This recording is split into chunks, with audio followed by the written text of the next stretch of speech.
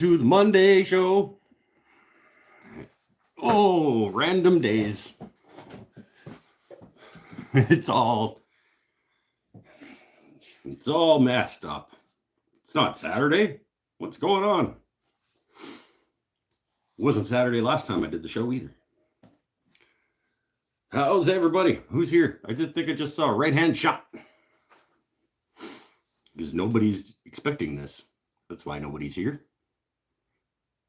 I did say that I think I said I might do a Tuesday. But here we are on Monday. We'll see. I figured I was going to be out here doing some stuff anyway. I was in the middle of sanding boxes and stuff, and I was like, you know what? Let's just do a show tonight. Why not? How you doing, my friend right hand shot, whose name I don't know if I ever knew, and if I did, I do not remember it. I'm going to guess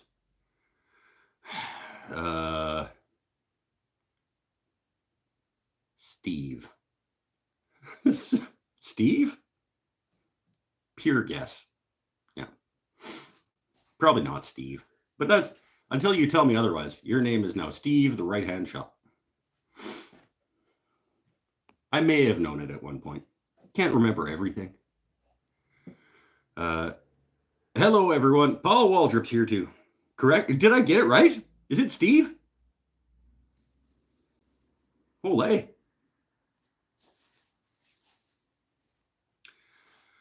Hello, did you teach the class how to go? Yes, I did teach the class.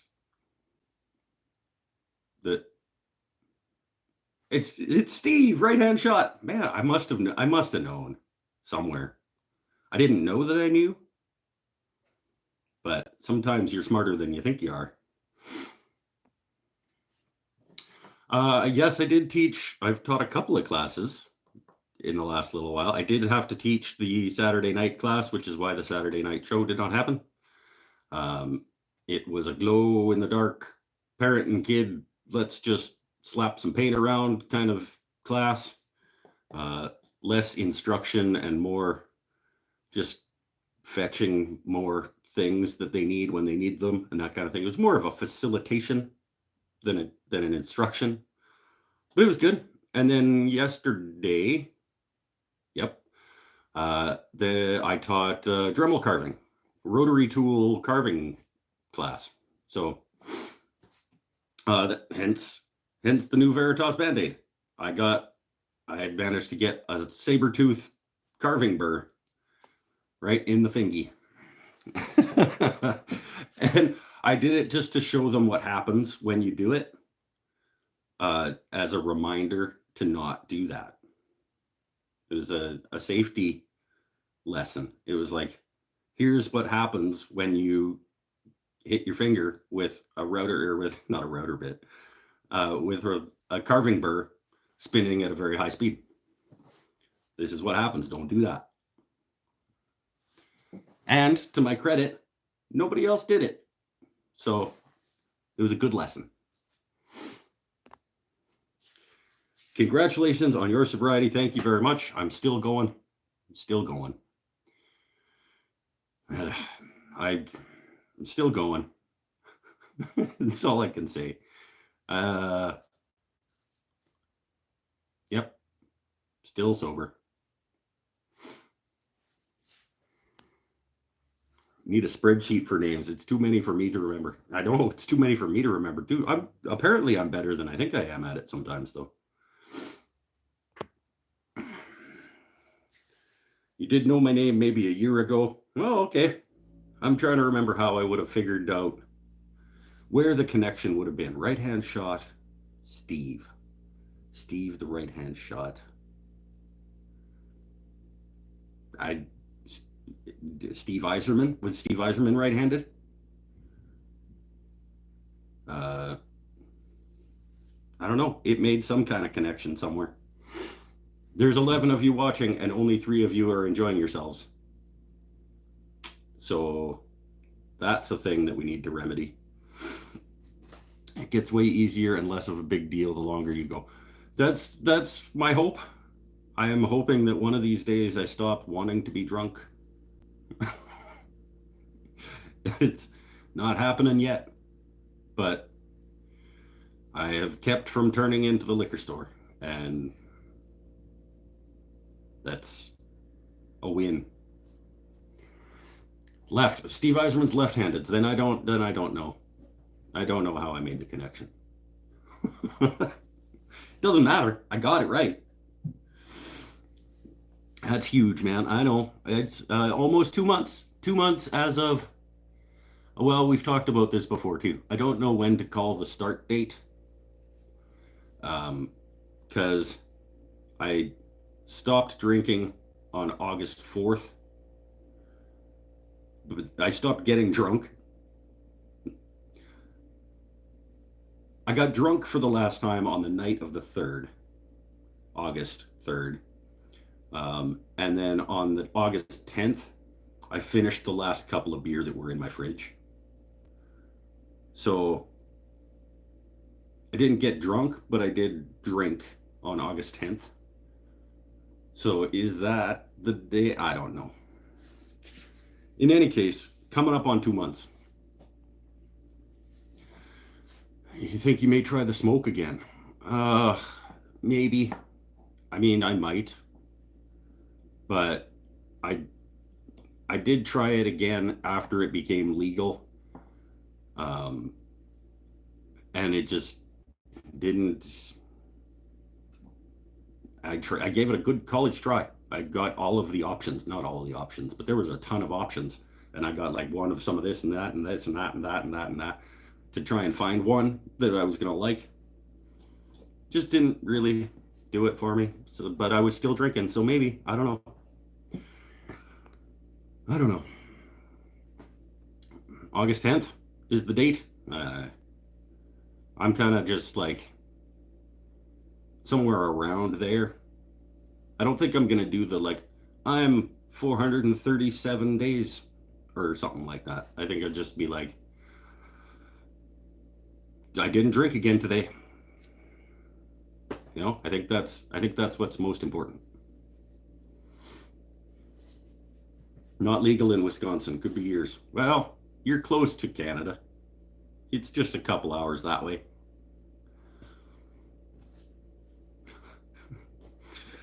Maybe don't come get it and then try to bring it back, though.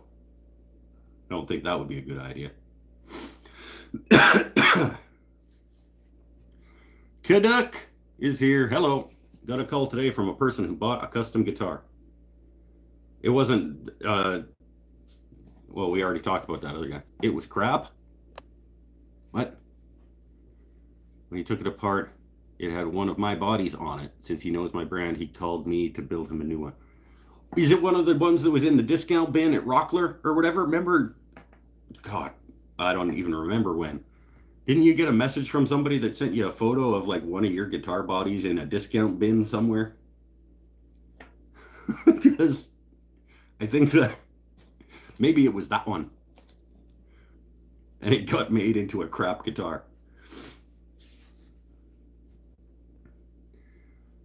Whatever, unless you're counting the days for your AA chip. I am not doing that. Charlie Okeson is also, I am also on Vancouver Island, my friend.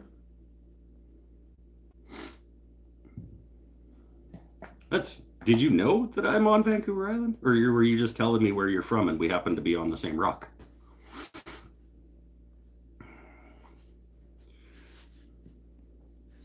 I think it was a regular guy from California that has bought a few bodies. Well, you tell him, stop buying my guitar bodies if you're going to make garbage guitars with them. Because then I got to fix that nonsense, yo. Whereabouts are you, Charlie?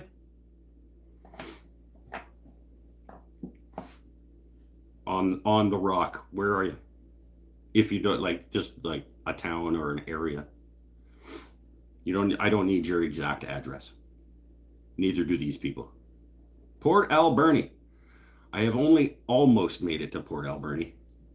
I guess technically I was in Port Alberni, but I only made it as far as the ice cream shop. on the side of the highway.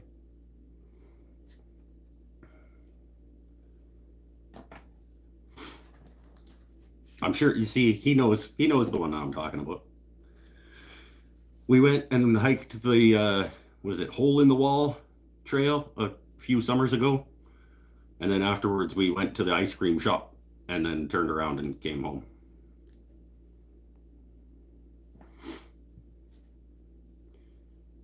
Been following another YouTube guy that lives in his van that's from the Campbell River area. Really?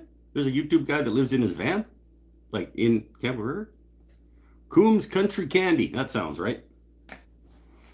It's on the side of a big hill going down into Port Alberni on the right hand side. And we got ice cream and we turned around and came home.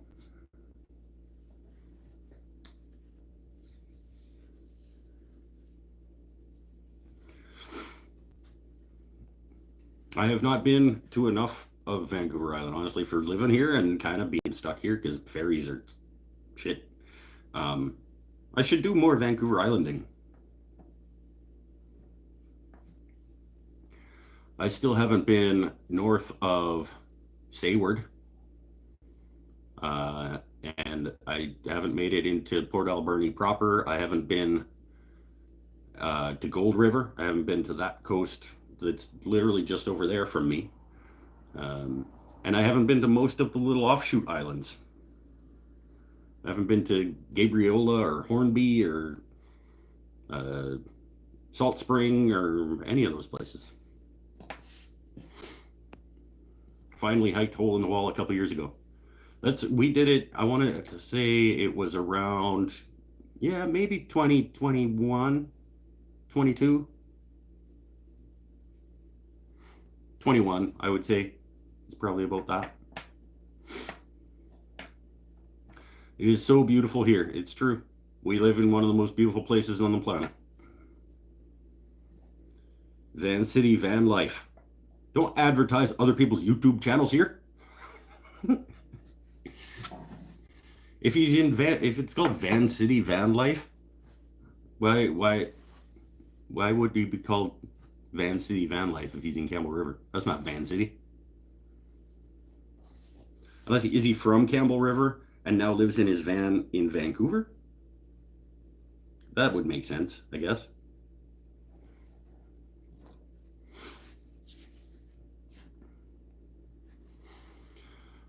We're gonna spray some lacquer today. The next round of boxes is almost done. I nipped off the splines this afternoon and I sanded everything up flush and got them finished prepped. And I was like, if you're out here doing stuff, why don't you turn on the camera? You don't have band practice tonight. I'm supposed to have band practice on Mondays. But I was like, no band practice? Okay, finish the boxes up. And if you're gonna finish the boxes up, press go on the thing and hang out with your internet friends. That was a little warm though. I don't need this probably.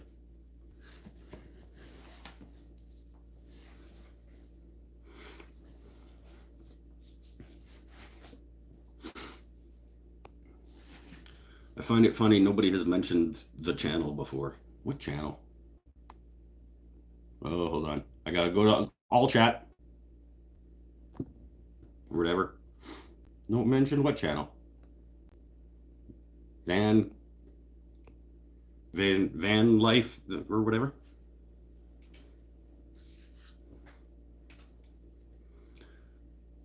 I'm cooking a roast, but I'll lurk in the background. Sweet. What channel are you talking about? There's a channel. TP Sooner. There's a channel? I don't know what he's talking about either. It's not just you. Maybe he's talking about Van City, Van Life or whatever.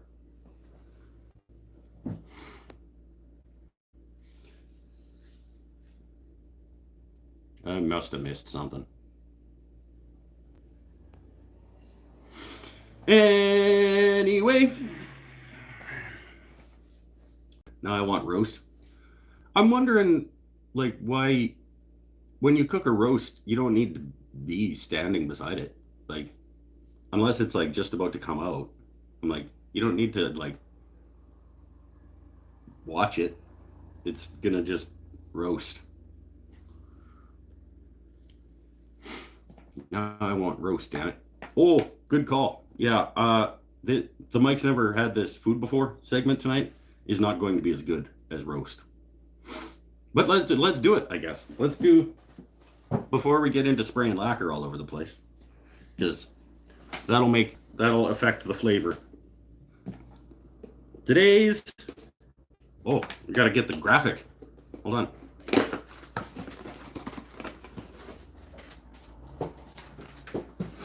Okay.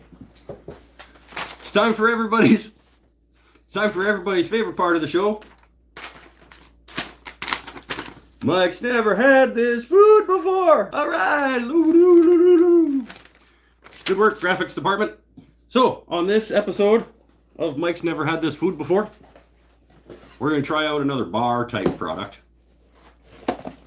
I was at Costco and I got the Pure Protein. It's got 3 options in here.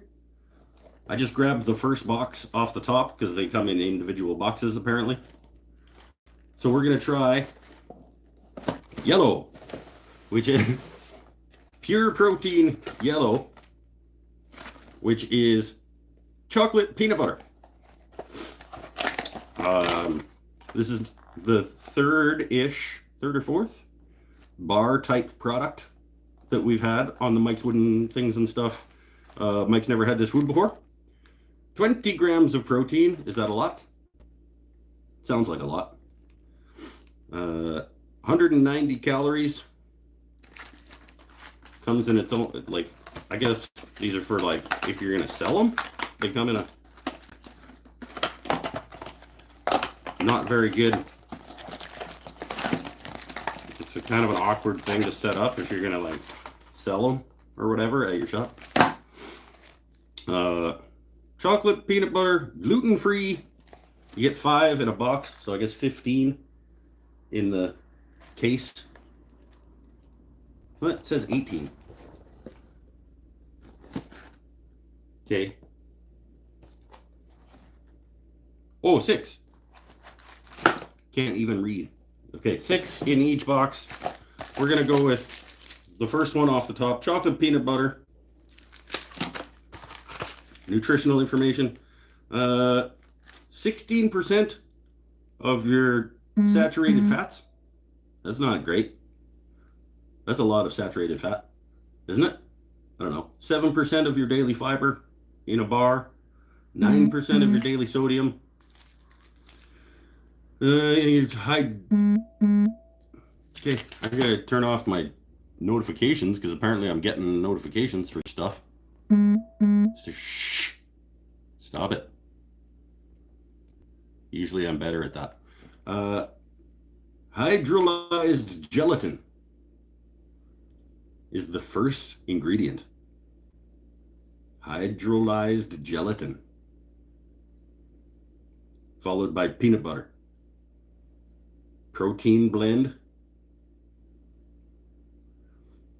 Milk protein isolate, whey protein isolate, whey protein concentrate, glycerin, maltitol syrup, soy protein isolate. What? Doesn't sound like there's a lot of actual food in this. A lot of isolates and hydrolyzed gelatin is the main ingredient in this. Okay, anyway, let's give it a try. Pure Protein. It's also smaller than expected. It's not a very big, it's chocolate covered, but it's chocolate peanut butter. God.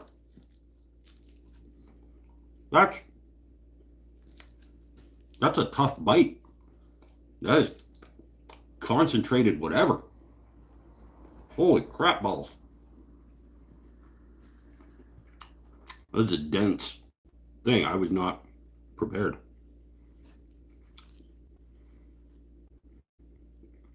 Very chewy. Not at all dry like some of the other ones that we've tried. It feels like hydrolyzed gelatin is the main ingredient in this. It's like a solid gloop.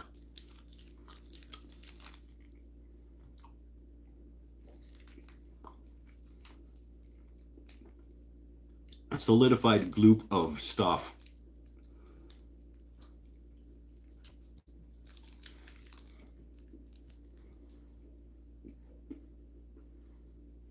It's dense.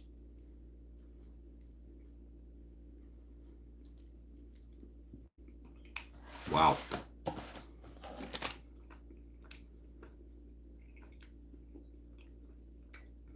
Packed with 20 grams of protein and 2 grams of sugar. Our pure protein chocolate peanut butter bar is your perfect on-the-go source of energy and craveable flavor? No. I'm going to disagree with that last part about craveable flavor. I don't think this is ever a flavor I'm going to be like, damn, I wish I had some of that in my mouth. It's good. It's probably the best tasting of the bar type products that we've tried. But it is very like, it's a thick, like it's a solid gloop.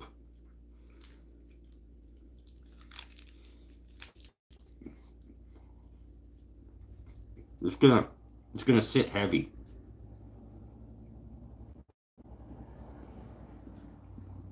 Pretty good though. I mean, I'm definitely not gonna be like, what is it, on the go? I'm definitely not gonna be on the go thinking, man, you know what I'm craving?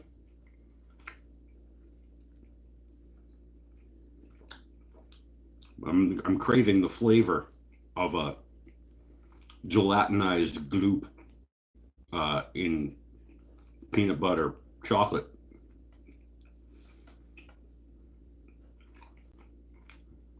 No, but pretty good. I'll go 7. And it's fallen. It's above. Okay is 5. It's better than okay. Let's go 6. 6 and a bit. 6.3. Yeah. I'd try the other 2 flavors before I can say would buy again, because if this is the best of the 3 options, I don't think I would buy the case again. But I also don't remember the price of it. It was probably somewhere around 20 bucks.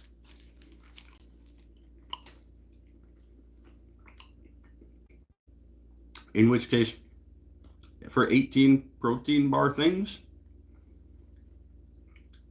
that's pretty good. That's like, I'm not a math guy, but like let's say $1.10 per bar. It gets stuck places as a gloop. It's 6.2. Jury's out still on whether I would buy the. We'll get to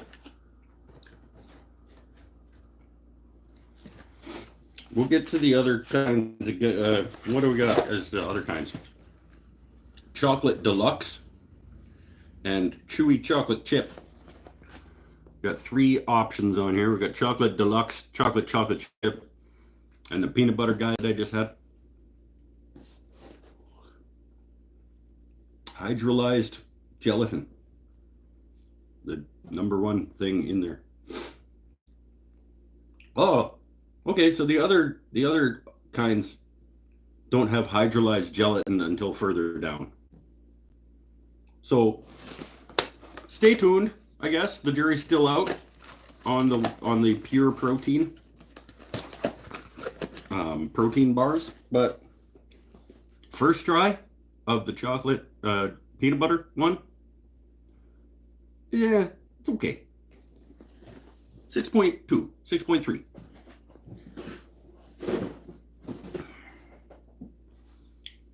Yeah, it's okay.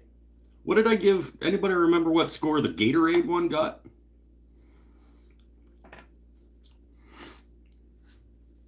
I don't think you can eat the whole case in one sitting. I don't even want to eat one of the boxes of. I don't even want to have 6. I don't want to have a third of the case in one sitting. I kind of do want to try the other two kinds, but I'm not gonna right now.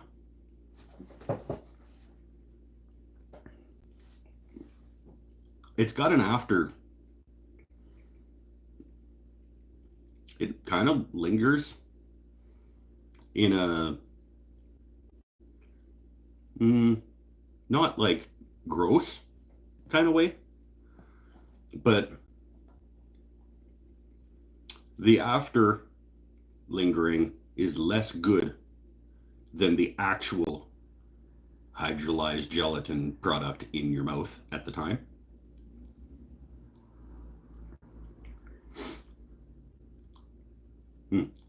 I'll pay you to eat them all right now. I don't think that's a good idea. I don't. I'm also not like a dancing monkey.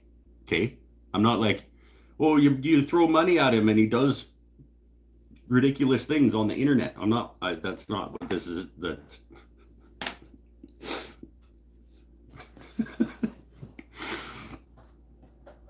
I mean, let's be honest. Everything has its price. Depending on the offer. I don't think you're gonna want to. I don't think you're gonna want to throw me as much money as it would take to eat the entire case of those things. I liked the Gatorade TP Sooner. I liked the Gatorade ones at first, and then I was done. I think I should have spaced them out with some others. I didn't even know Gatorade made a power bar type situation until I was like on my way home from work, and I had a show, and I stopped at the corner store to get something. For Mike's never had this food before. It was okay. It was kind of. It wasn't as gluey as the pure protein. It was more crumbly, but still it held together in a gloop type. Yeah, it was. I don't know which is better. This one is like a solidified gloop, though. Like it was dense. What is this insanity? It's Monday. I know, right? But normally I have band practice on Monday, and it's my buddy Seth, who is my lead guitarist in band. It's his birthday, and so he's doing dinner with his fam. And I was out here snipping splines off and sanding boxes, and I was like, "Hey, let's just have my friends on the internet over."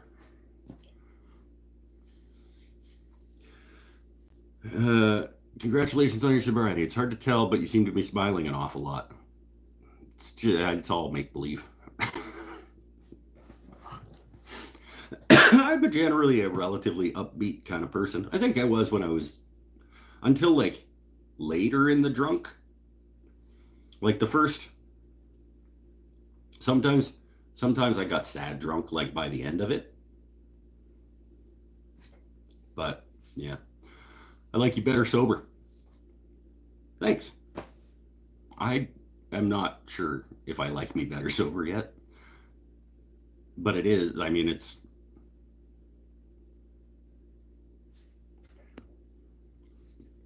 Brian's here too. Fake it till you make it. Well, it's like, it is what it is. Oh, you guys want to see something neat?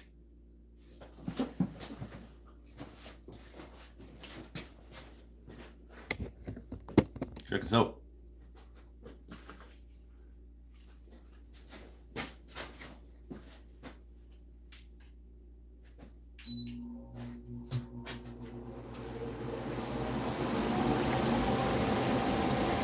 Huh? Oh.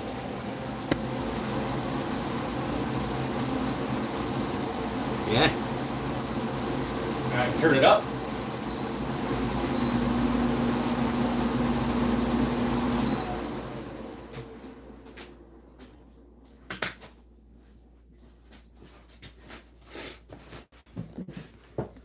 Air cleaner thing.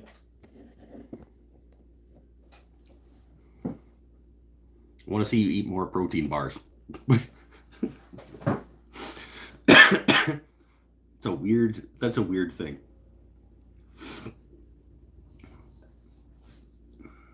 Dust collection system. Well, yeah, it's an air filter. It is part of the dust mitigation strategy that is going to be put in place during the shop reno that's happening in a couple of weeks. I saw it. I wanted one for a while, and I was going to wait until after the shop reno to get one. But then I saw that one on Facebook Marketplace for cheap. I don't remember. $100. And so I just bought it and put it up. And then I got to take it back down because I'm going to paint and stuff. But I needed to get it up and out of my way. Did he unbox something? No. I could. I have things. I need to make. I didn't make it at all. I bought it. It's a Delta thing.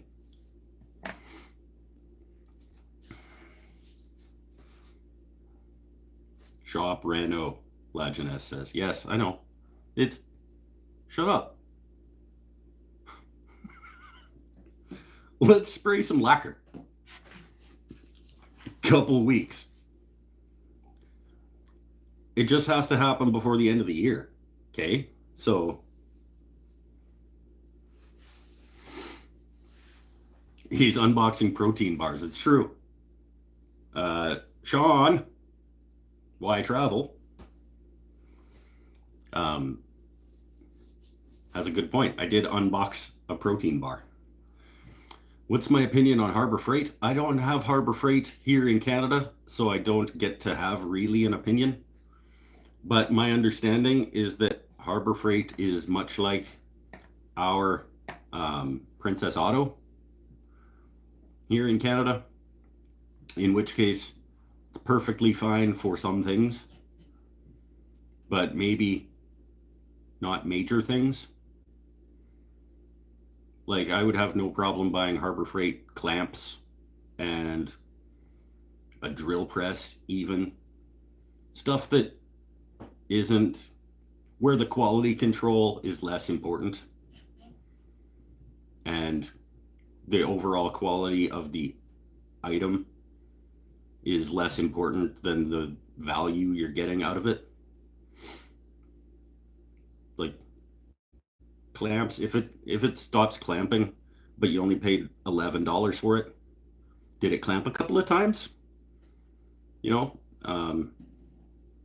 you pay $100 for a drill press. Did it drill press like, 40 or more times? It's one of those,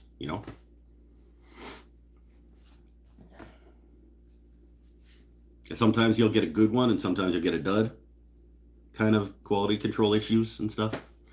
But that's where I land on cheap anything. It's like sometimes if you're just going to treat it as a disposable and hope that you get your money's worth out of said thing, sure. It's like Mastercraft or whatever here in Canada. I've been using my Mastercraft drill press for like 8-9 years. It presses a drill. It's a drill press. It only has to go up and down and spin.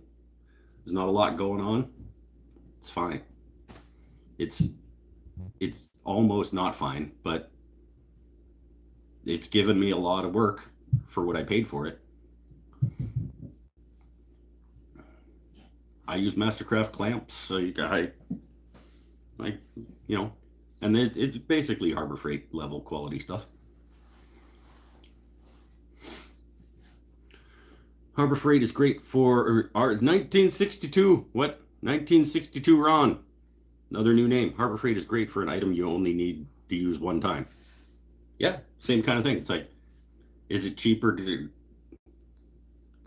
Like, if I was going to do something once or once a year, maybe I only need this thing once a year and it's a third of the price of a good one. Sure.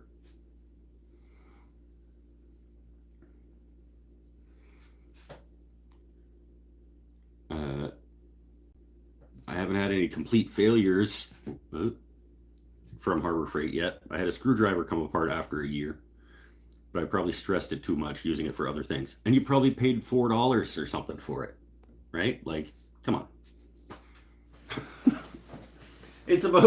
Sometimes it's about like, tempering your expectations that on the price of the tool that you've.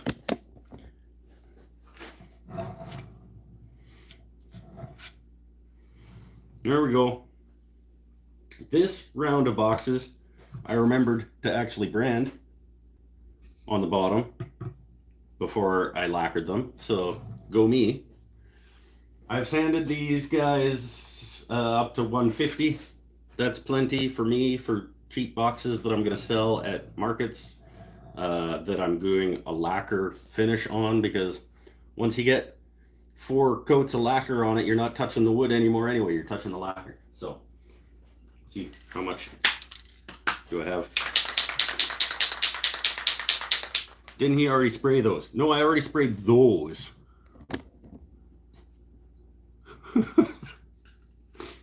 Those 5 I already did.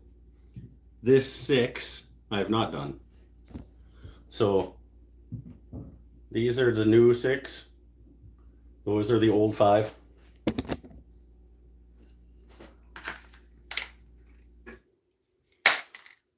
One of these will be given away to a patron over at patreon.com/woodenthingsandsstuff, in case you didn't know. So my supporters over there are going to be getting into a draw for one of these boxes when they're done. Here we go. This is my favorite part of every project, is the first coat of finish. Let's get you guys in so it looks cool. Lighting isn't awesome, but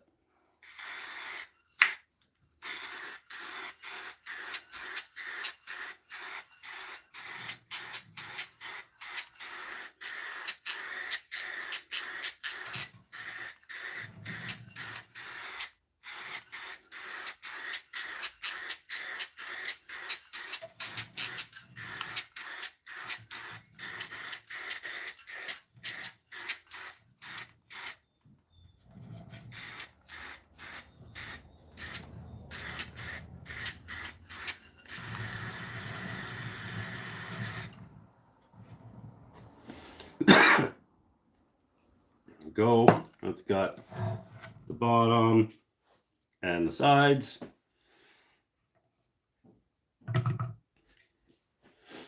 Quick flip. And the lighting's probably better this way.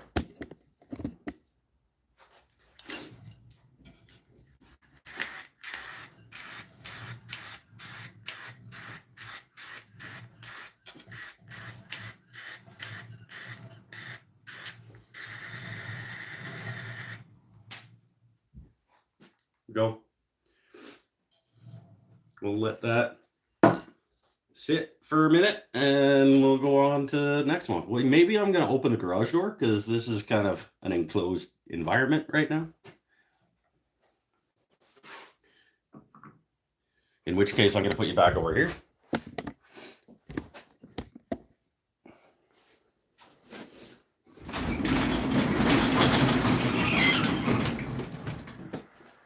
So that it's not so super bright.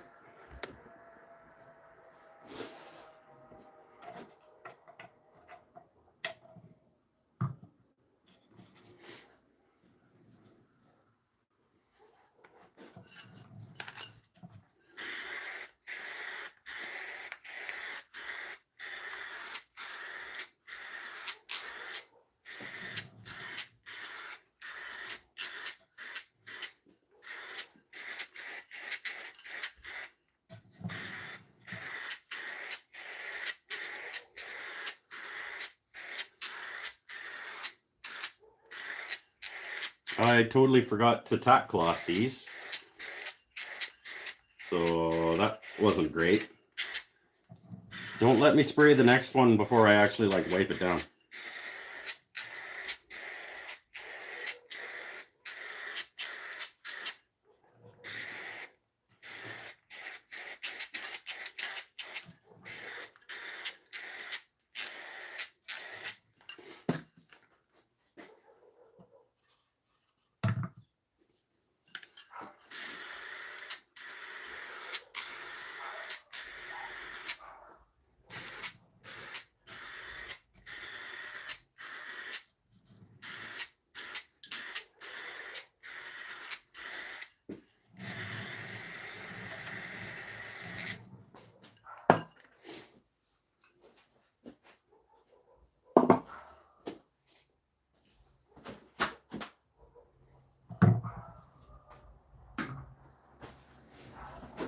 Loud noises.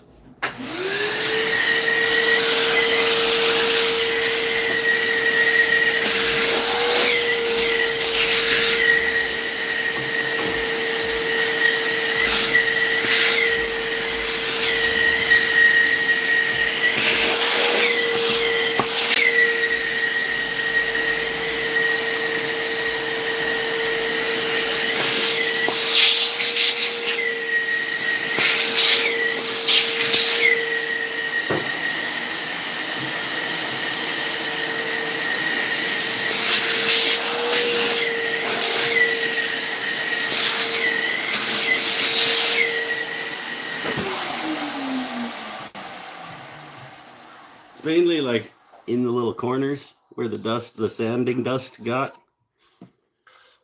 that needs getting out of there before finish, which is where the vacuum comes in handy. I do want to get one of those like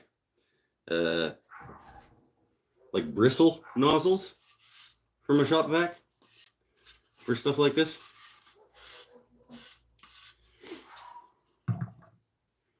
But I don't have one.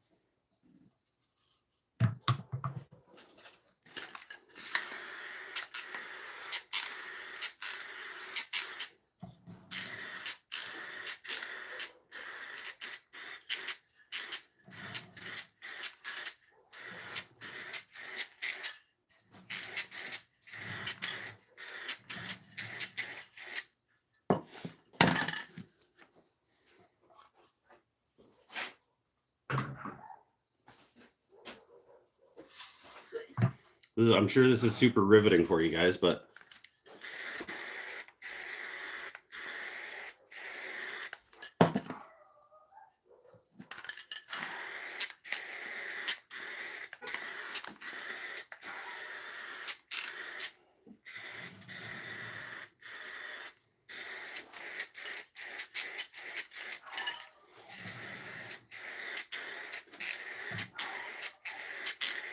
it's got to get done, and I'm forcing you guys to watch. You didn't vacuum that one? I do. I vacuumed all of them. I didn't tack cloth it though.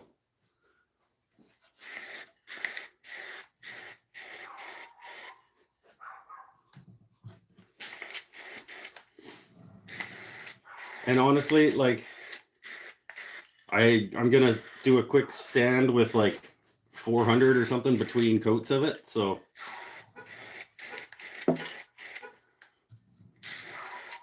these those ones over there, I think I did 4 coats on.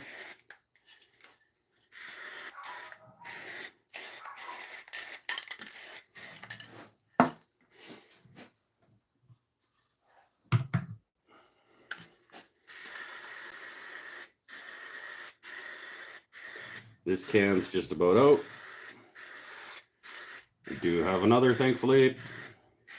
We already talked one time about the cost of this nonsense, right? The Watco lacquer. And it being like 20 bucks a can now.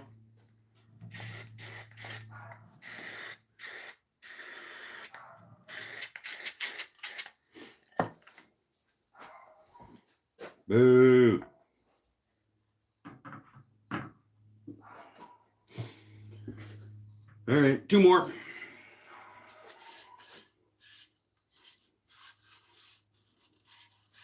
Back cloth this time. Haha.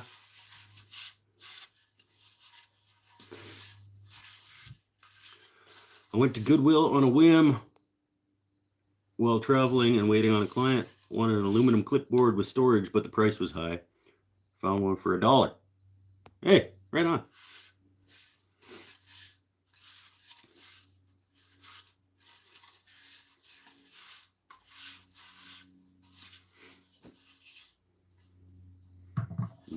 This way first.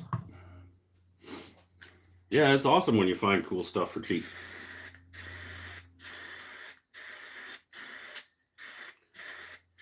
What brought that up?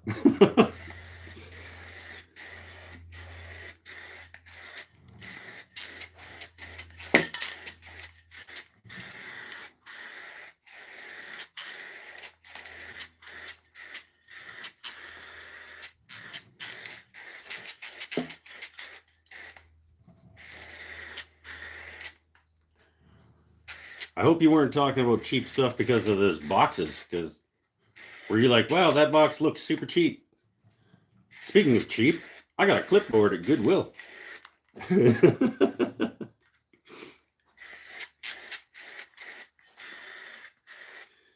don't know how much I'm going to sell these boxes for. I think probably in the neighborhood of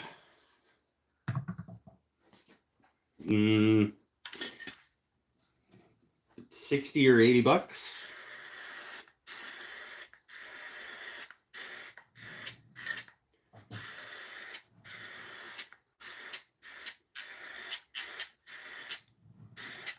I think I'll get 60 bucks for them. Maybe I'll price them at 80, and then if they don't sell the first day, I'll drop them to 60 the second day. It's a 2-day. I only do one Christmas market each year, and it's a 2-day. So I don't like to tell people, like, if you come the second day, things will be cheaper, but let's be honest. No, not usually.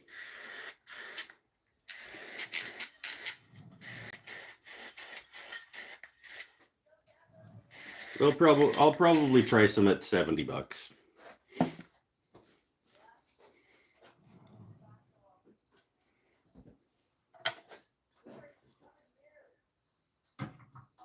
Good on there. Sit.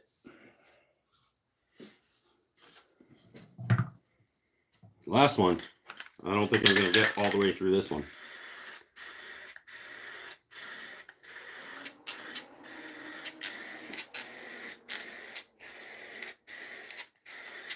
New can for subsequent coats, I think. I can already feel this one starting to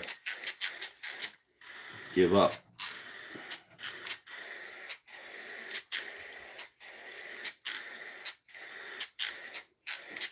In case you weren't here for the rest of this process, these started out as big sort of 5x5 posts of yellow cedar. I bought that were in somebody's garage or somebody's barn, like fence post, like 2-foot long chunks of fence post, yellow cedar, that I bought many years ago and never really found anything to do with it. So I resawed it into usable boards for boxes and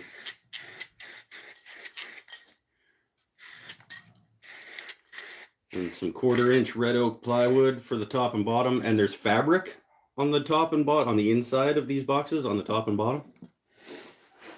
They're like fabric lined dealies.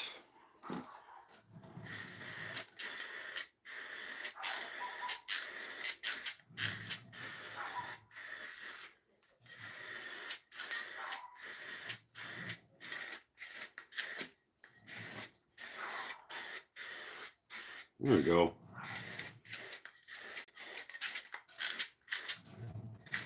I actually got through all of them with the rest of the can. It is very low though.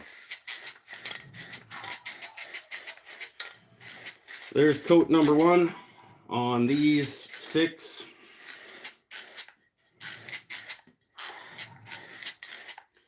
I'll probably do, 3 or 4 coats.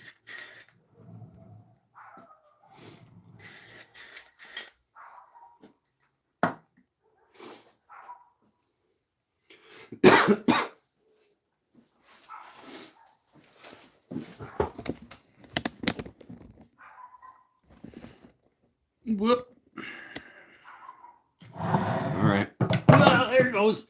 Come on back. Oh, it was not well supported. Caught it though before it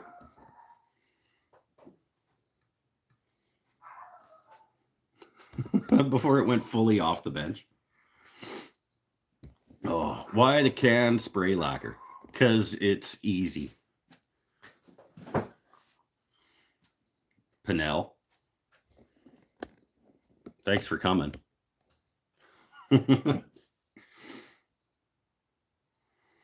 Let's see what I missed. Is Nadia letting him use the new Glowforge? It's not a new Glowforge. It's an X tool. And no. Did you make the rotating, the little Lazy Susan thing? I did, but it's literally just like I got the mechanism off Amazon and just screwed it to a piece of plywood.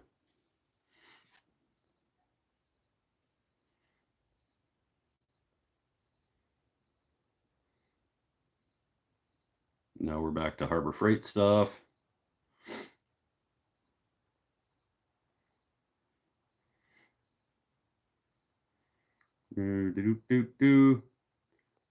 Oh, there we go. That's what we were talking about. That's why you were getting on Goodwill, because somebody found a Lazy Susan at the Goodwill. Ah, okay.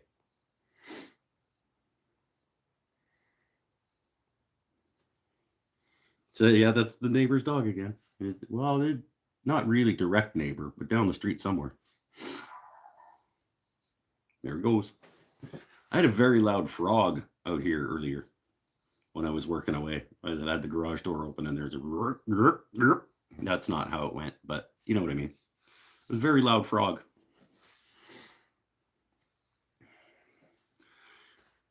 I brought up Goodwill because Todd mentioned Goodwill has Lazy Susans. That's right. I'll show you.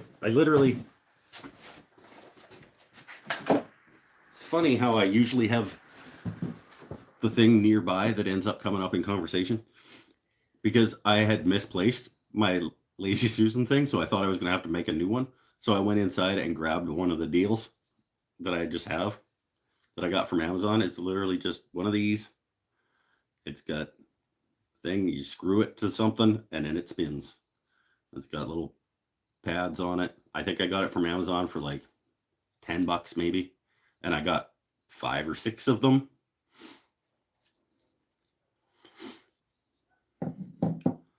And I just scrap piece of plywood, zip, zip, zip, and you got yourself a Lazy Susan.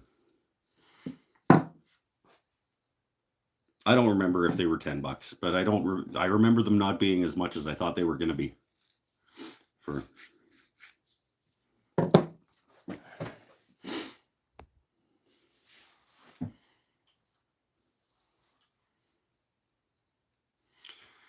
Isn't something like Danish / tongue oil even easier? I don't think so. For multiple small things, I think no. I can do, well, I just sprayed the first coat on all 6 of these boxes, and in half an hour, I can go back and do the second coat on all 6 of these boxes. And then an hour after that, I can give it a quick sanding with like 400 grit and do the third coat of them and be done finishing in 2 hours on 6 boxes. That would not happen with a Danish oil or a tongue oil.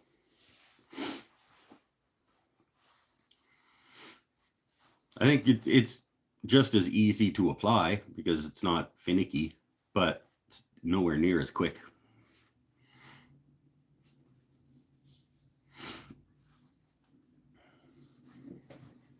Same with like a wipe-on polyurethane.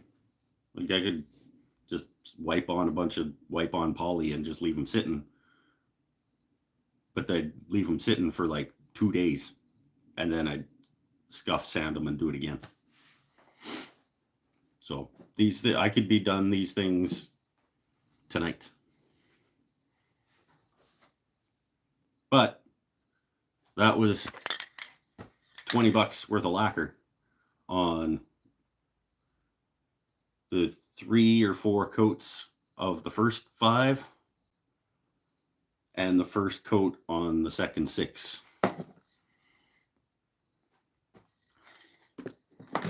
Don't forget the paste wax finish. Yeah, well, that's an option. After the last coat of lacquer and the last scuff sanding, you buff some, not paste wax, but some custom grit liquid wax or some custom grit solid wax buffed in at the end. Never had a nice finish from spray can finish. Dust nibs, etc. I don't know if I've ever bought the $25 can stuff either. Well, $20 a can. And I think the key is to just do a quick sand in between each coat with like a high grit sand to get rid of the dust nibs. I do, like I said, I grab like a 400 and I'll just do a quick scuff sand with 400, get it all nice and smooth again. And then the next coat of lacquer burns into the previous coat of lacquer. So any little dust nibs and stuff are gone from the sanding. And it's also about expectations. Like I would not do this finish on like an heirloom quality coffee table that I wanted to finish. But nice planes behind you, bud. Thanks. It's getting there. The collection is getting there. I got 8, 6, 5.5, 62, 5, 4.5, 4. A combination plane, a couple I've made, a couple of block planes, a low angle smoother. It's getting there. Did a flawless paint job with a spray can on a countertop. Rust-Oleum. Mr. La-Ti-Da over here doing his flawless spray can finishes. I'm just kidding. I'm just kidding, Brian. Brian's a really good finisher in terms of paint. Like, if I ever need advice on painting, I'm probably going to go talk to Brian. It's a green screen. It's true. The planes are actually all make-believe. Like, they're not there. See, I try to get it, and it just...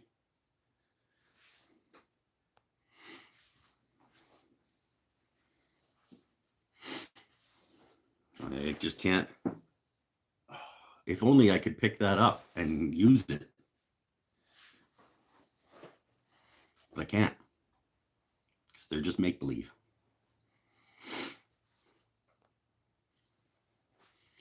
We'll let these dry. Maybe we'll do the second coat here live.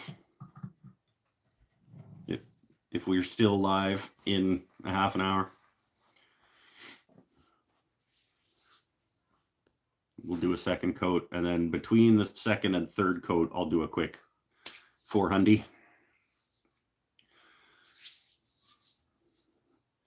They might as well be make-believe. For the use they get. Yeah, I understood the joke. Everybody got the joke, Chris. It just wasn't funny. Okay? It was a little bit funny. But every one of these planes, that was going to be a lie. Almost all of these planes have been used by me. Period. So there.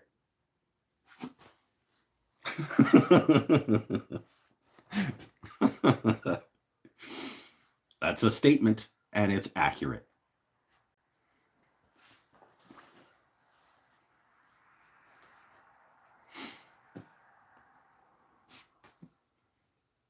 They get used more than you used your planes, probably. He used them once out of the when they were sharp. See, if you're going to try to make a joke,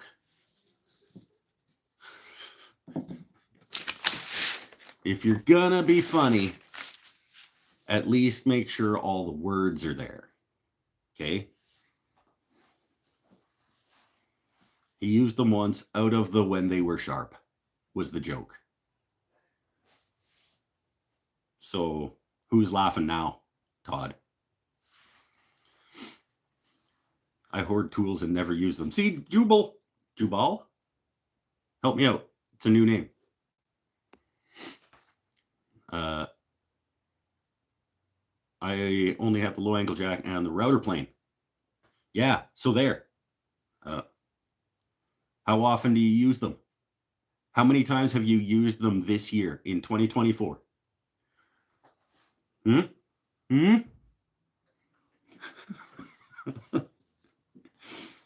Either one.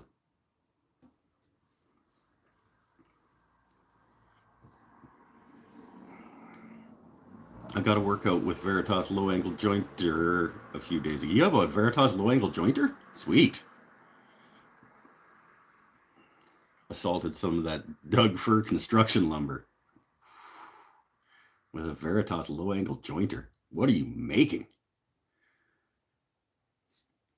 Jubal. All right. Jubal. I can probably remember. Jubal. Chris Pennell. 0.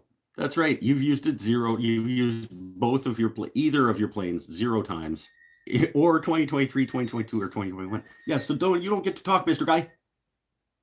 You haven't used either of your 2 planes since 2020. I at least have used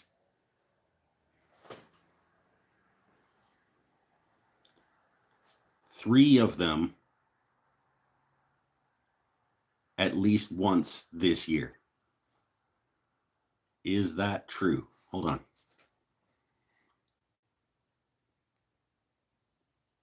Maybe. Definitely significantly more times than you have in the last 3 years. You underestimate my appetite for Veritas. No, I do not. I completely estimate it.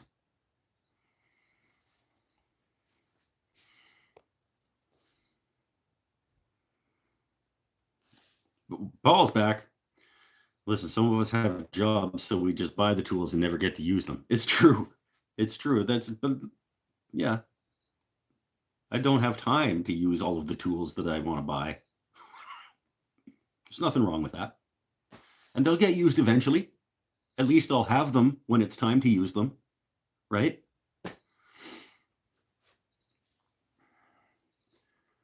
When the Veritas spoke shaves arrived, Sharp was one. Yes, but is the spoke shave a plane?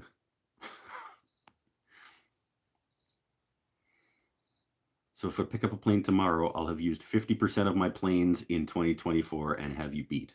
That's not how the ratio thing works, though. Like, yes, you'll have used half of your planes one time, but that's not fair apples to apples, you know?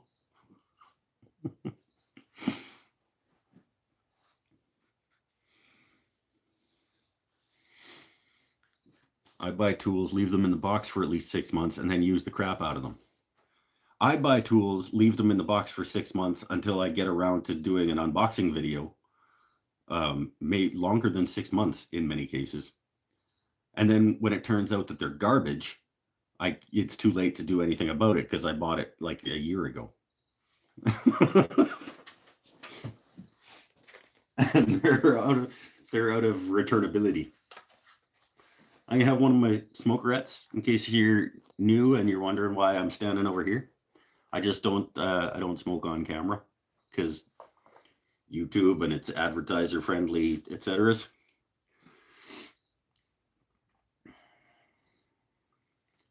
Hey, Chili Man's here. How you doing, my friend? I need to unbox about 15 new tools in my shop.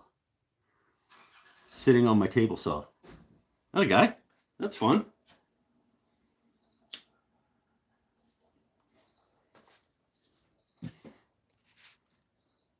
I set my beard on fire once while smoking. Good work. That's a cool story. Very much. I was buying wood and tools and never getting to it. AHDH. Where I reach a level of frustration.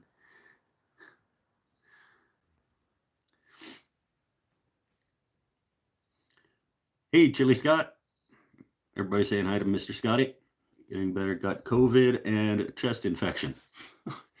Seems the Chili's always got one thing or another happening. It's either him or one of his kids has a thing, or damn. It's probably from Australian air. Like even the air is trying to kill you guys. Like I know that all the animals down there are trying to kill you, but apparently you're just air is also trying to kill you guys.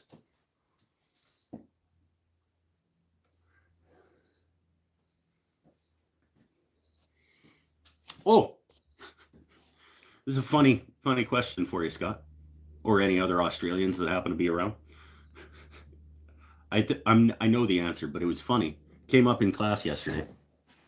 I was doing a rotary tool Dremel carving class, and I had a lefty.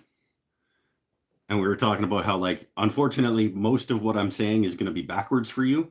And she was like, oh, I wish they had Dremels or rotary tools that went in the other direction, because then I would be able to just one for one do what you're doing.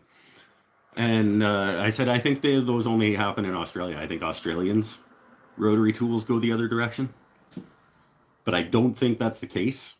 I just thought it was funny, but maybe it is. Maybe you guys have, probably not.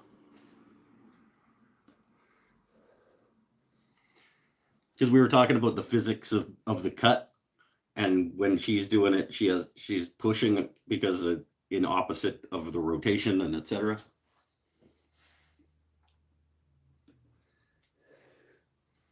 So do you guys' Dremels go the other way? Is there a Dremel? Is there a company that makes a rotary tool that is reversible? It feels like Fordham might be a reversible because they're expensive ass. Does Fordham go reverse?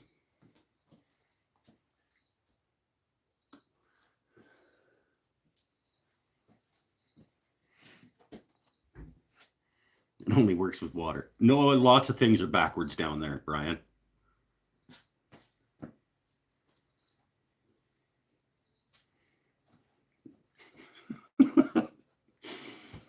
Some of their people are a little backwards.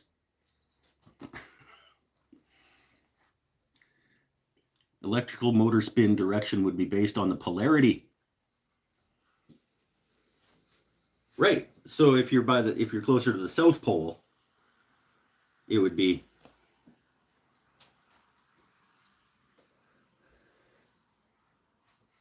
like if you're right on the equator, you actually can't use Dremels because they don't know which way to spin. You turn them on and they just stay.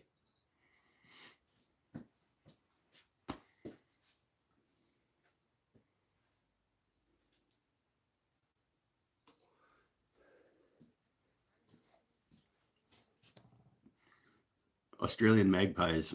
What? Take a seagull or a pigeon, sees you holding food and double it. Oh, really?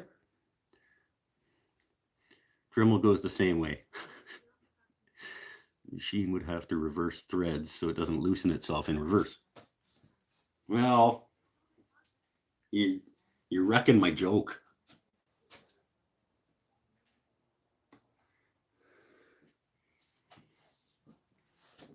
Let's just say, look, can we just say, because nobody's going to check, can I just keep telling people, like my students, can I just keep telling them that in Australia, like if you're left-handed, you should move to Australia because their Dremels go the other way and it'll be easier?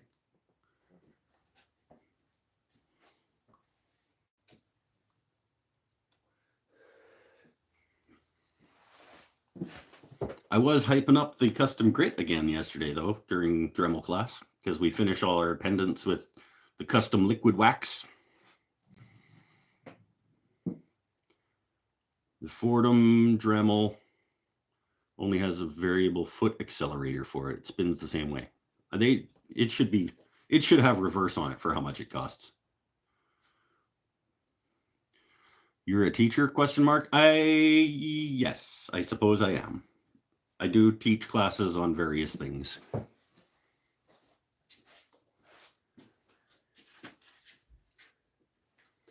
I can get one of my, hopefully now cold-ish Coca-Cola Classics. Hashtag not sponsored. But Coke is better than Pepsi, and I will fight you.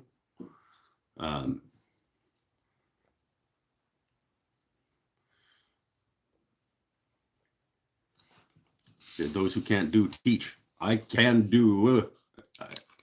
I am of the opinion that if you know more about something than someone else, and you can get that information across to them so that they now know it, you are a teacher.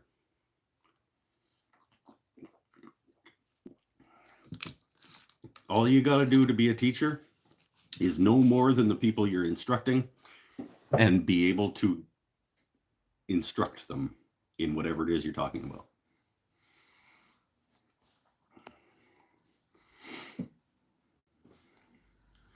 No fight here. Yes, see? Charlie's on my team.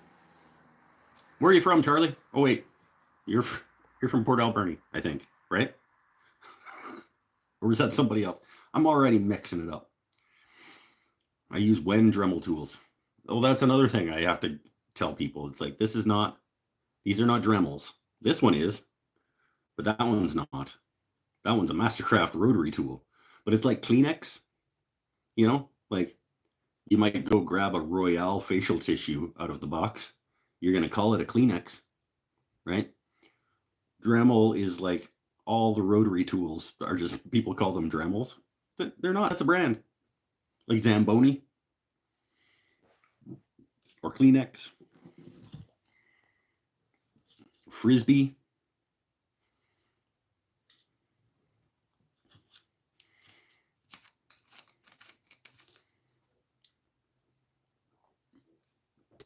Like Velcro. Velcro is another good one.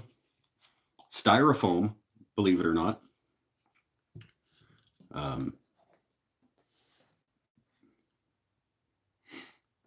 Styrofoam is not all styrofoam is styrofoam.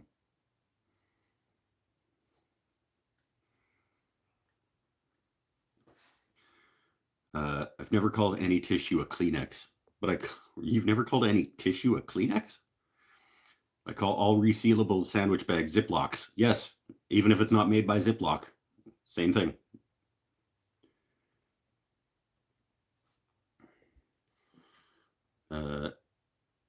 Video may be likely, but any comment on the dust filter? Has it performed any miracle? It hasn't. I haven't. Oh, that's the end of the comment. Not used it enough to say.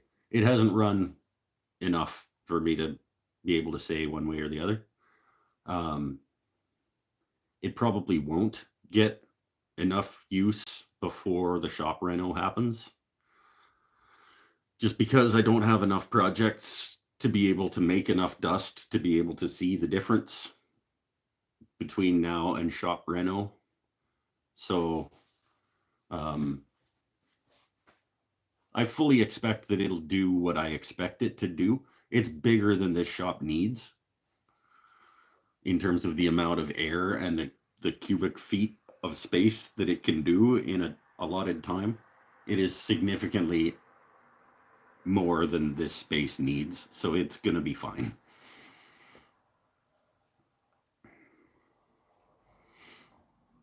I have mine prepped to hang for months, just moved it around and really need it up before the snow. I didn't have enough room to just move it around out of my way. I needed to get it on the ceiling. We'll be sending you some custom rotary polish too. Yeah, right on. That's for like buffing wheels. Is that? Oh, is that the one that the guy bought by accident and then he started bashing you on the internet? Sorry. Sorry, that was not something that it's not my place to talk about stuff like that. My bad. I thought there was a story about that though, that somebody bought the wrong stuff and then started like, this stuff's shit. I run mine every time I'm in the shop and sometimes when I'm not in the shop. Yeah, the idea, it's got a timer on it, so you can set it, like you can turn it on, leave the shop, and it'll turn itself off in, I think it goes like half hour, 1 hour, 2 hours, or something like that. So you can run it for a while after you leave the shop, so it cleans the air. Hey, Dot, how are you? I have a shiny black Mustang in the garage. Shows the exact amount of dust on it. So you'll know. You'll know, yeah. Did you get the remote with it? I did. If you would have showed up on time, that was my big like, hey everybody look. And I was tick tick.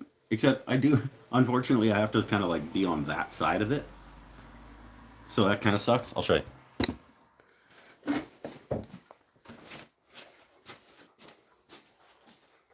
So I gotta be like over here.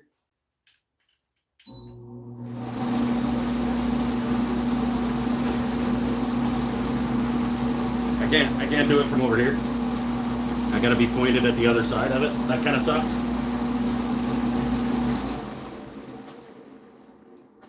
But at least I don't have to like climb up on a ladder every time I want to turn it on.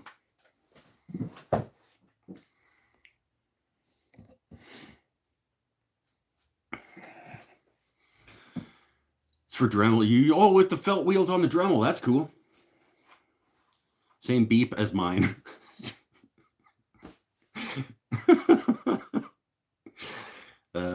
Different paint color. Yeah, you got what? You got General? Or I don't remember what you have.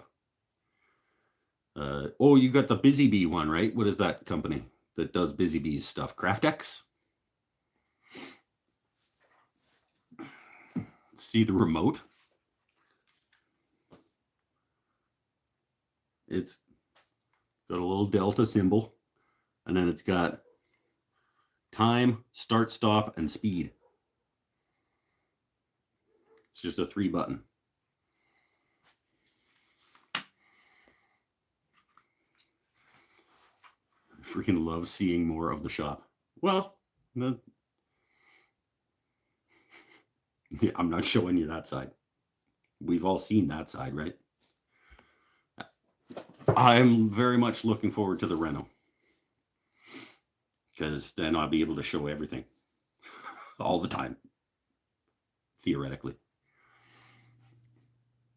General or King. He doesn't even know. He doesn't even know what kind of thing he has. I have the Wen one. Uses the same filters, same functions, and the Jet one. Remote has a different look. Well, yeah, it's Delta. It's got a Delta symbol. Obviously, it's going to look different. Yours isn't going to have a Delta symbol on it. Why?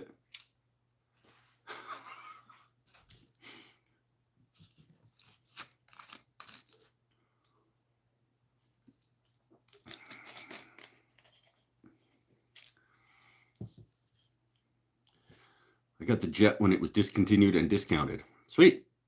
They have the weird round on one side that replaced the rectangular old one I got. Weird round on one side. Okay. Feels like there's a missing word in that too.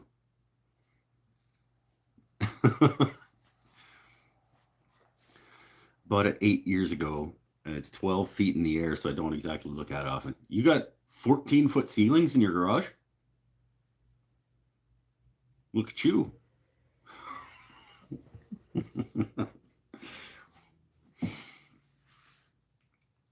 Fancier dust detection on the new one. Oh, it detects whether it needs to turn itself on.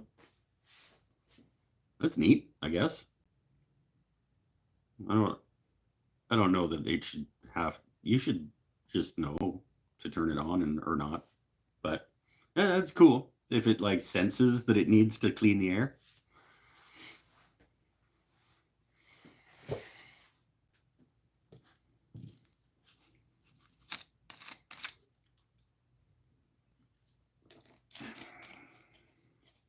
Filters are expensive. Did I say that the filters are expensive? I was looking. Maybe I should start its life in my shop with a new like internal filter. It's gonna be like $170 or something. It's like never mind.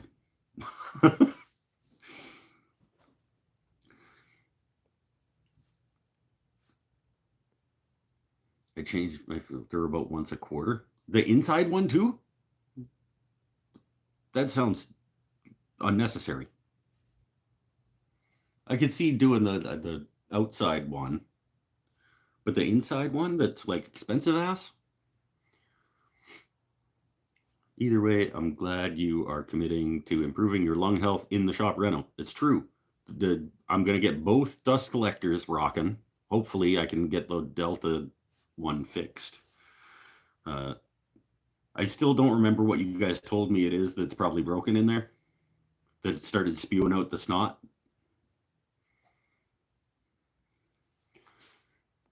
One day maybe we'll crack it open here on the show and you guys can tell me what to do.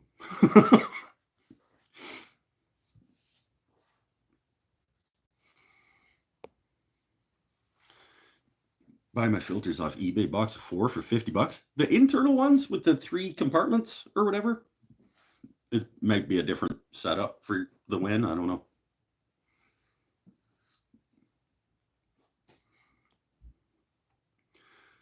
The capacitor. Either start or run capacitor. Okay. Capacitor. See if I can remember that. I don't know. I'll open it up and something will be like, it's got green goo on it.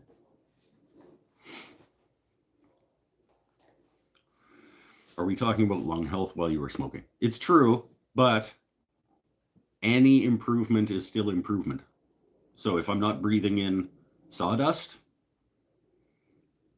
it's better. Yes, I should also not smoke, but improvement is improvement.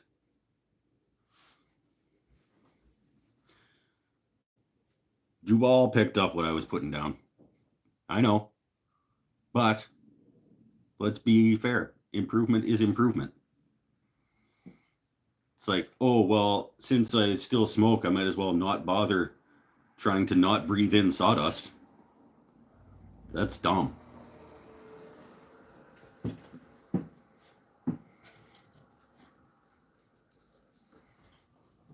One thing at a time. Agreed. Agreed. It's like, well, if you're still gonna eat chips and chocolate bars, then why bother getting exercise?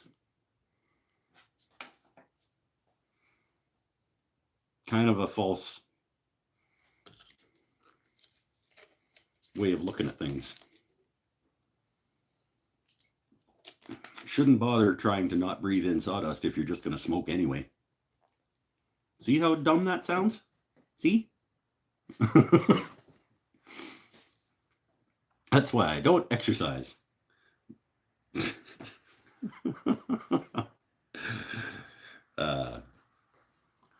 Yeah. Still fewer of you enjoying the show than there are here. Just saying.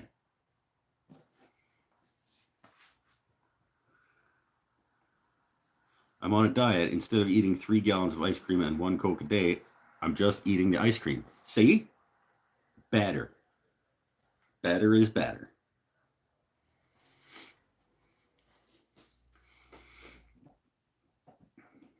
Dot is allergic to exercise. I believe you.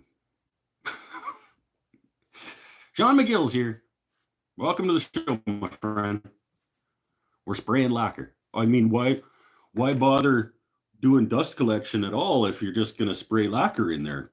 Breathe it in. Like,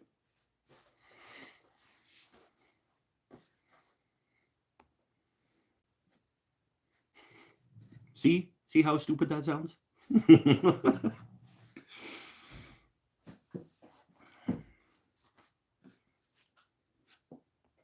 Sean, have you found a workspace yet? Have you made any progress on finding a place to make things? I almost had a stroke after I walked to the mailbox. You should put your mailbox closer to the house.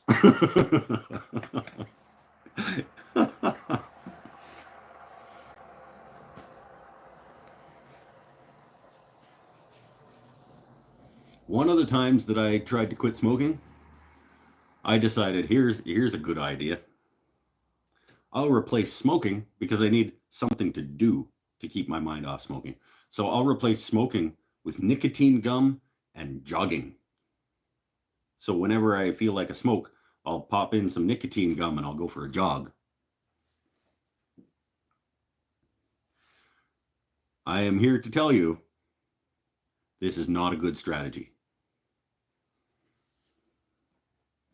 Because you're chewing the nicotine and your nicotine's going into your blood system. And then your blood system is also pumping faster because you're jogging. And I like collapsed in a heap on some stranger's lawn, like a couple blocks from my house. I thought I was going to die. No workspace yet. Decided to hold off until we start house hunting the end of October. Okay, cool.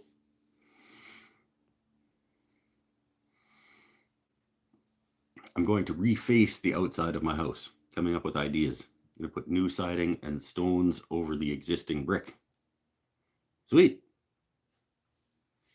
That sounds fun. It sounds rewarding. It sounds rewarding. Doesn't sound fun.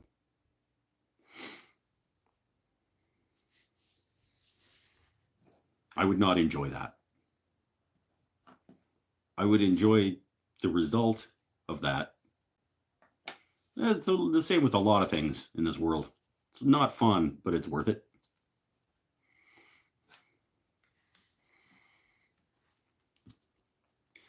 That and redoing the kitchen are the latest honeydews. We are on reflooring. Our next thing is reflooring the rest of upstairs. I did the bathroom up there a couple years ago, but the master bedroom into the hallway into the living room, and then the living room is going from carpet to some sort of flooring, probably like a laminate click type situation. That'll be fun also.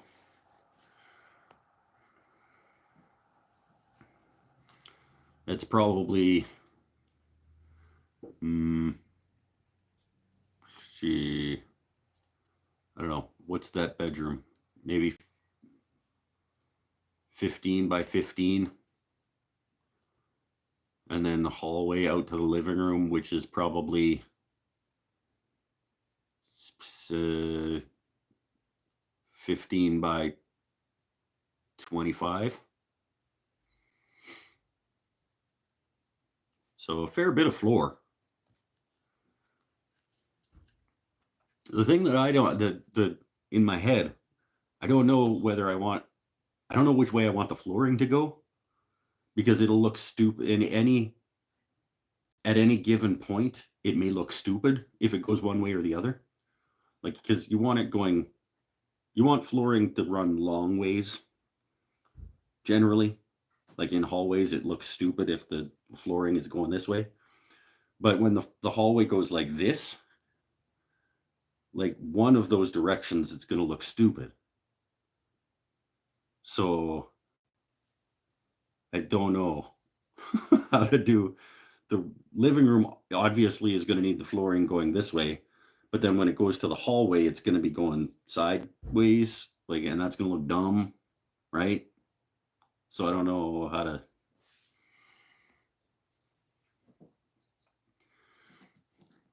8 years ago, I made my own scrapped wood flooring and replaced all the carpet in my living areas, kitchen hall. 2 months to make the boards, 1 week to replace the flooring. Yeah.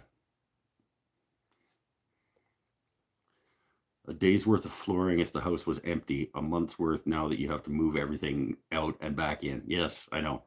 I know. I know. And it might be kitchen too, because it might just make sense to just buy all the floor and just do all the floor that needs doing.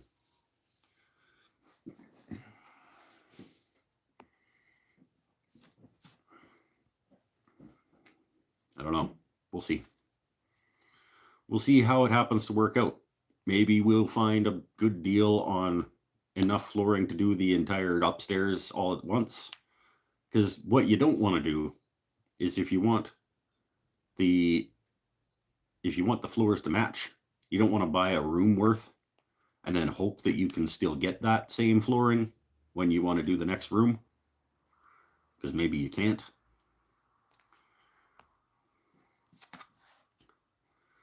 You probably want an LVP product if it's going in a kitchen.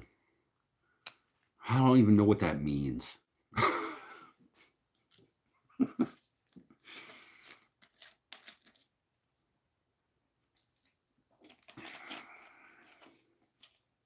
mean, obviously, I'm going to figure it out before I do it. That's not obvious at all. I could very well just go buy a bunch of flooring and put it down, and it'll be wrong. Luxury vinyl plank.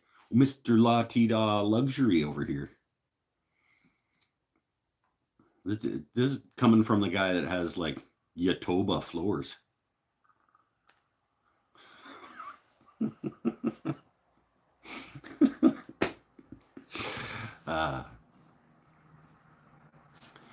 I'm high as a kite, and I have really no idea what you're talking about. I think it's pretty obvious that we don't either. I'm not even sure how we got here. Is it Yatoba or Bubinga that your floors are, Chris? Mr. Fancy Pants with your luxury vinyl products.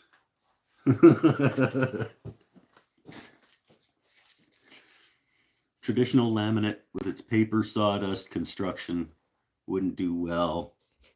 It's true, yeah. You wouldn't want that sort of MDF core, like plastic covered MDF core, like I put in the downstairs hallway. Because if the dishwasher decides to spring a leak or something, that would be bad. If it was like made out of an MDF type substrate.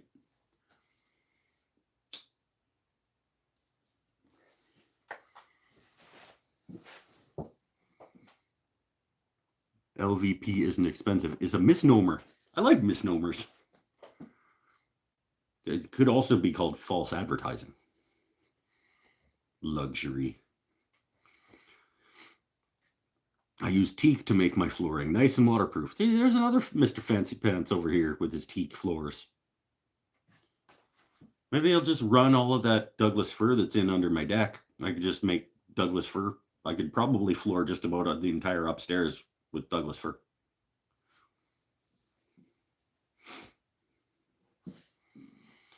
But I really don't want to make that much flooring. Also, Douglas fir is garbage. And my flooring is Brazilian cherry, aka Yatoba. I dated a misnomer. Turned out it was all lies. Hey-oh! Get it? Everybody?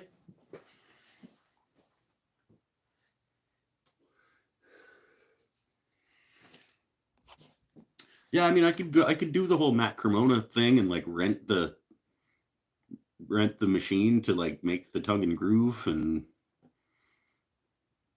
And I could just run all of that Douglas fir through it and make flooring with it, but I don't picture myself wanting to do that. I'm impressed by the new fake flooring. I grew up with linoleum and I still have some here. It's gone and needs, yeah. We still have like old school lino in our kitchen. And it's the same thing. It's like the like lino click together stuff that I did.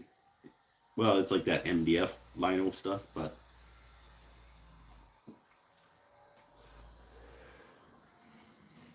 they also make like linkable, like sort of puzzle piece style tiles of linoleum.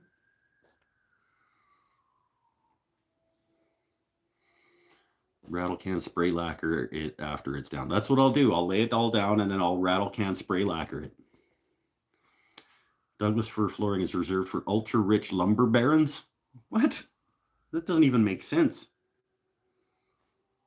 Why would they want that? Why wouldn't they use something good?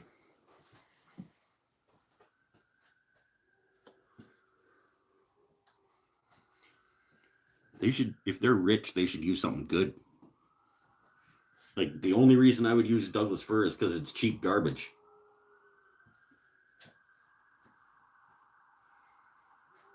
And I have a big stack of it because it's cheap garbage.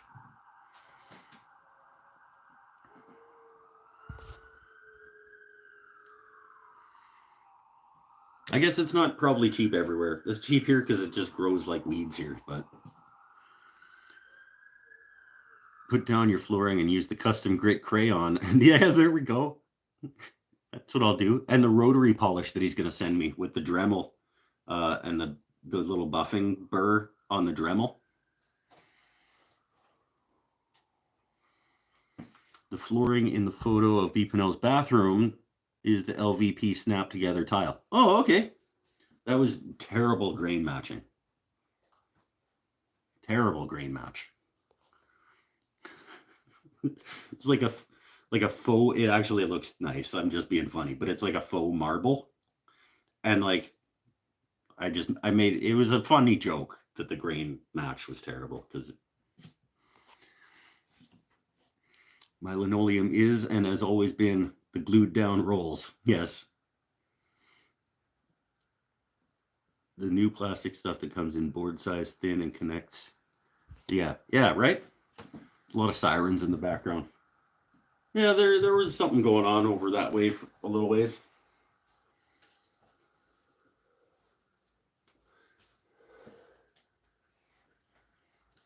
I would say probably a fire, but could be anything. Could be a heart attack. Our fire department is also our like first responder for any emergency.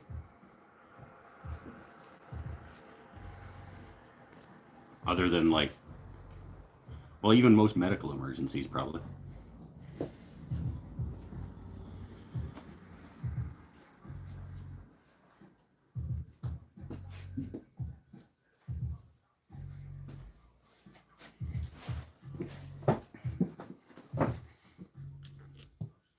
Should do another coat. This is dry.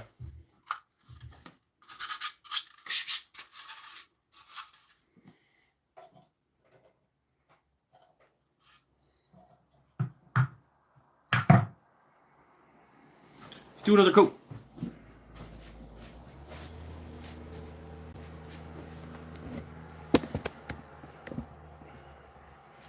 Spray and some more stuff.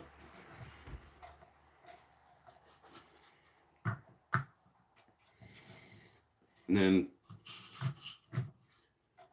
do another coat, and then we'll do a buff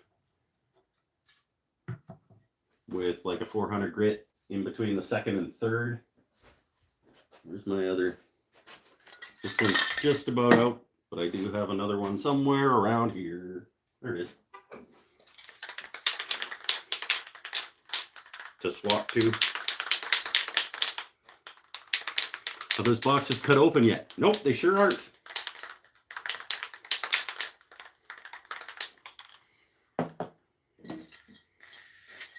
Oh yeah, this is, we'll get all that we can out of here, but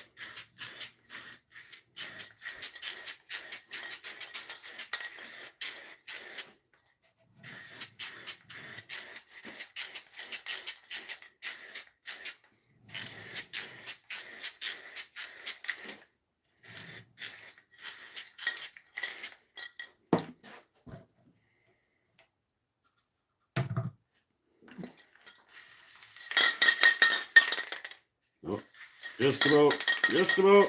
Yeah, that one's done.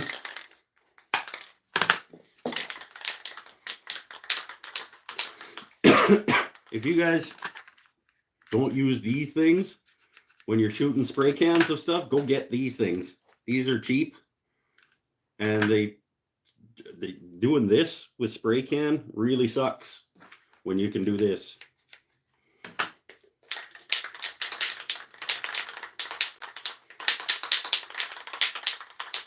Like I got this like in a bin at Lee Valley for like $3 or something.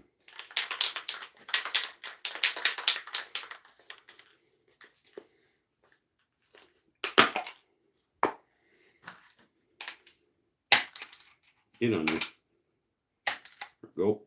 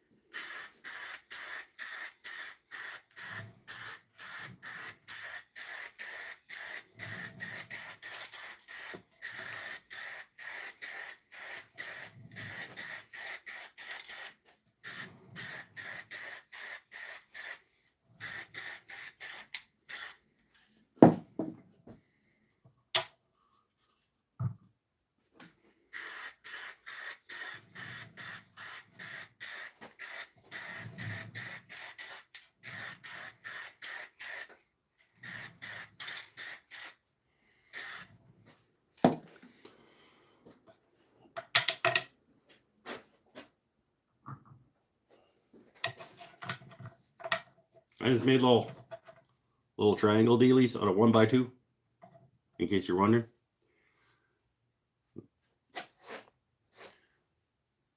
I was gonna go to Lee Valley today, but didn't. Got a guy. I was gonna tell my son about that handy gadget. He paints. Oh, I'm going to tell you, he paints hundreds of Warhammer dudes. Warhammer dudes are gonna be smaller and more like airbrushy style, but yeah, for bulk spraying.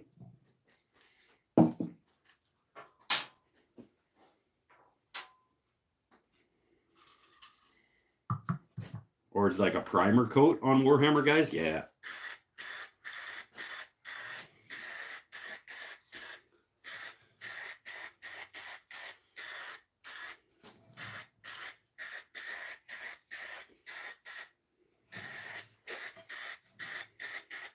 I was gonna go to Lee Valley today, but didn't. Yeah, well, awesome. You should have. Oh, they were probably closed. It's Truth and Reconciliation Day here in Canada. I would expect that they weren't open. Speaking of which, happy Truth and Reconciliation Day. to everyone. I would like to take a moment to recognize that I live, work, and play on the traditional territories of the Liquituck speaking people here on Vancouver Island. The Wiwe Kai, the Wiwe Kum, and the Kwika First Nations have been here for thousands of years and have built their relationship with this land and continue to look after it to this day. And I am an uninvited guest on their unceded territory here. So thank you very, very much to them for having me.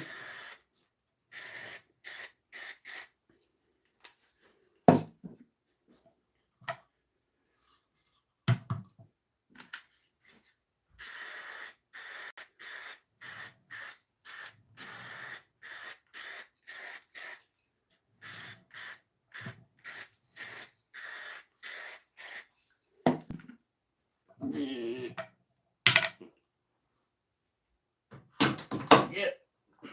Damn it.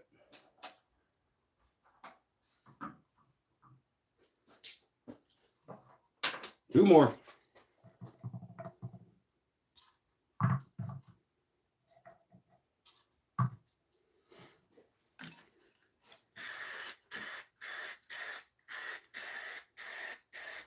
Finish on that one over there is going to be a little bit, it's going to take a little bit more 400 to get my fingerprints out of that one.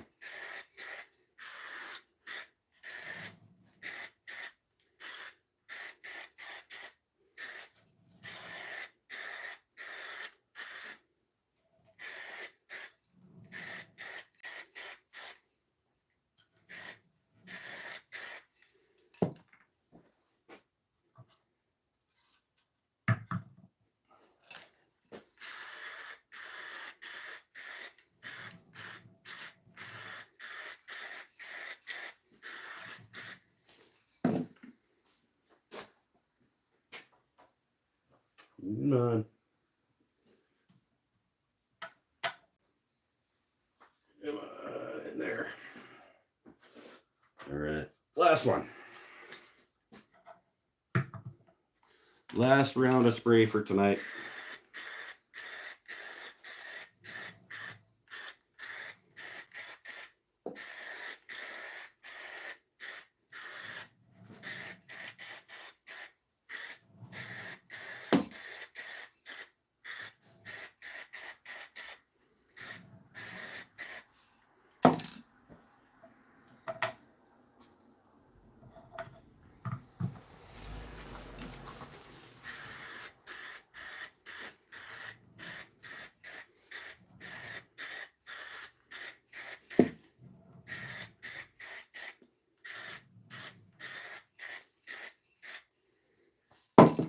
There we go.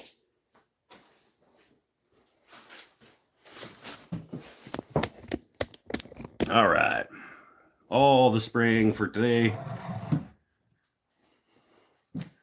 Stinks in here.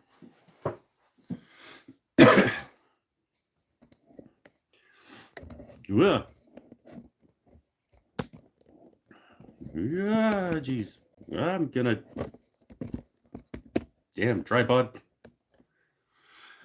Oh, wish tripods weren't so expensive. I would just go get a new one. Ooh, geez, what did I do? Priming, yes. Or if you really have a really large hinge and need a lot of WD-40, that's true. If you needed to spray a lot of WD-40, be a great accessory. Ooh, I keep trying to ban people. I moved from aerosol to a low pressure airbrush for priming Warhammer Army. Price for an Eclipse HPCS. Okay, I believe you. What is Truth and Reconciliation Day? A sorry we took your land. Here's a day holiday. Sort of. Unfortunately, yes, it is a little bit of that. it's a day that we're supposed to recognize that we've been evil shit. I don't want to get into it, but yeah, we've here have a day is a good way to put it.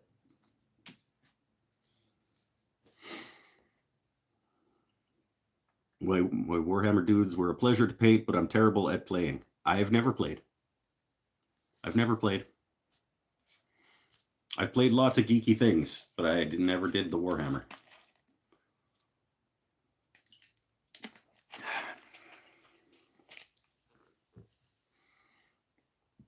Smell the fumes from here. It's potent in here. Yep. But the door's open. I can get my thing going. I don't know that it would really help with the fumes. It might. It'll disperse fairly quickly.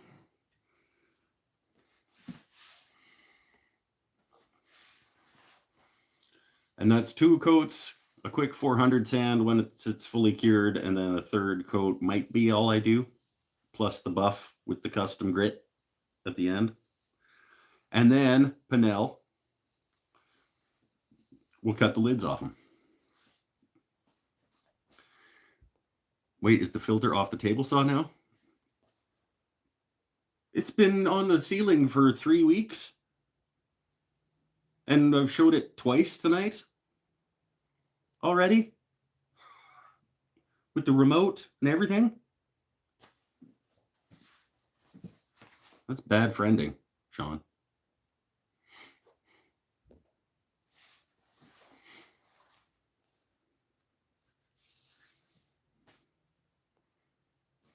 First I've heard I wasn't in earlier. I know, that's what I'm saying. Twice though, like an hour apart. It's up on the ceiling. It's got a remote. It's in my pocket.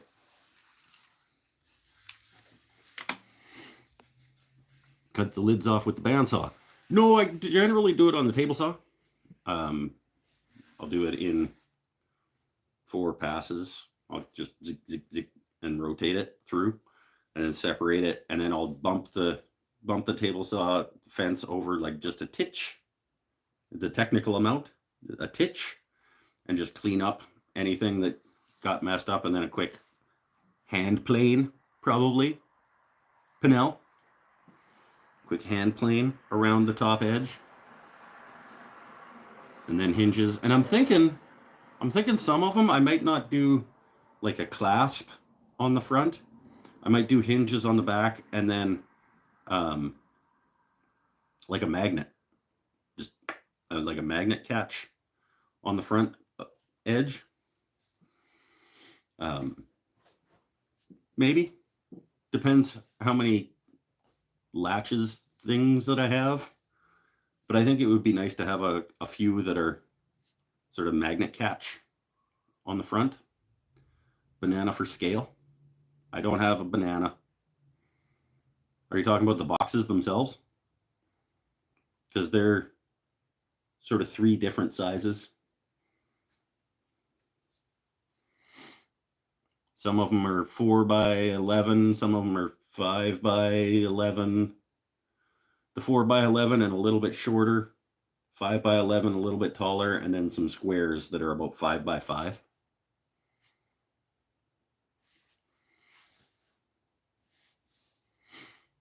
These guys.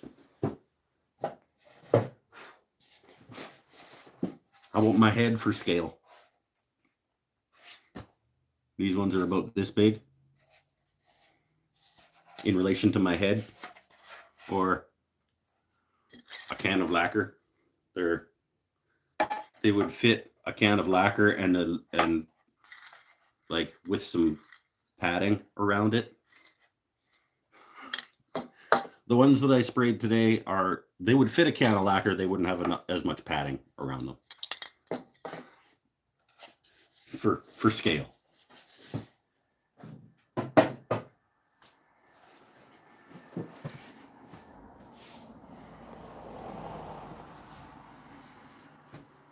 I guess that's the best I can do, really.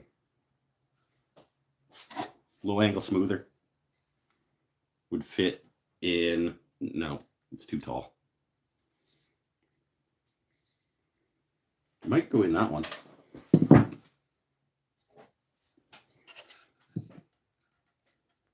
Almost. Would almost go in this one.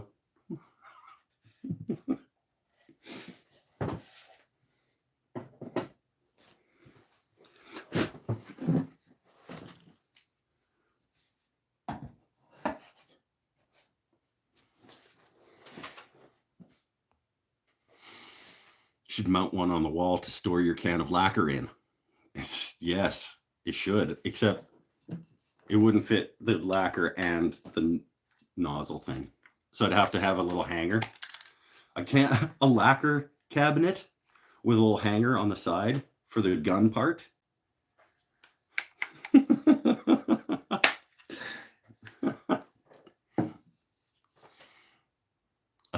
A cabinet that holds a single can of lacquer.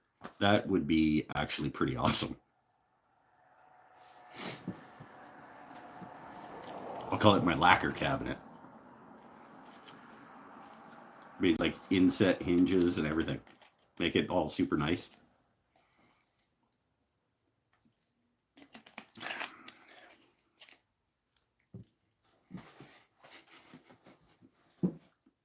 Maybe that's the liquor cabinet will become. I could turn the liquor cabinet into my lacquer cabinet and it just has one can of lacquer in it.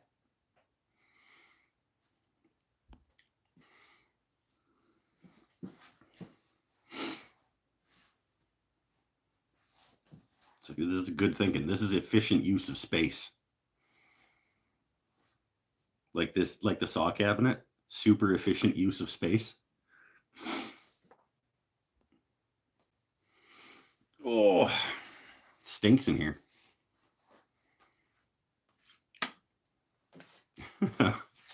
Speaking of stinking in here, I'm gonna light another cigarette.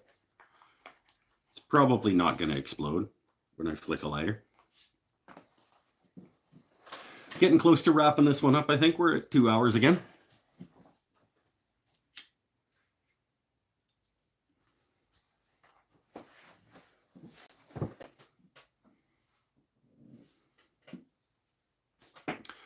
Wall space is a much missed opportunity for storage, hanging from the ceiling too. It's true. My lumber takes up a fair bit of wall space. I could be more efficient with my cabinet usage, and during the shop reno, that will hopefully be one of the things that I address is better use of the wall space. Flick the lighter on camera though, so we can see that. I remember that. Like, oh, it didn't explode. Look, I didn't explode from fumes.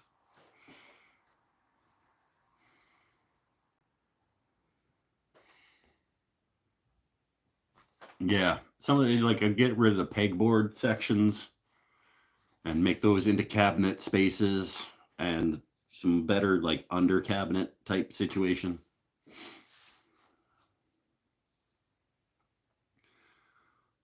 All right, later, Paul. Paul's off to bed. I don't blame him.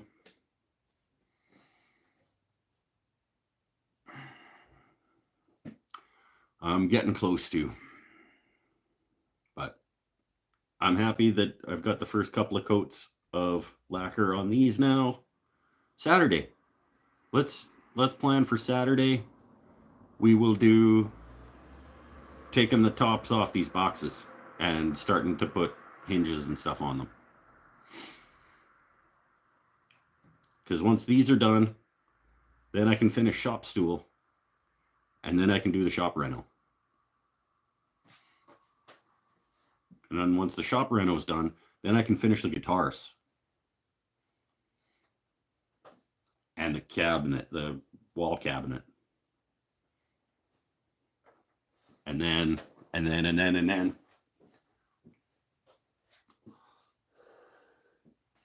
at some point in there, I need to finish all the stuff for the market table. Some little snowman, some gnomes, some trees, maybe Christmassy stuff. And I have to make a pen box. So a lady that took my pen class last weekend, 2 weekends ago, made a pen and wants a box to put it in because it's a gift for her son who just is about to get a PhD and blah, blah, blah, blah, blah. And she wants me to make a pen box for her pen that she made. So that's on the list now too.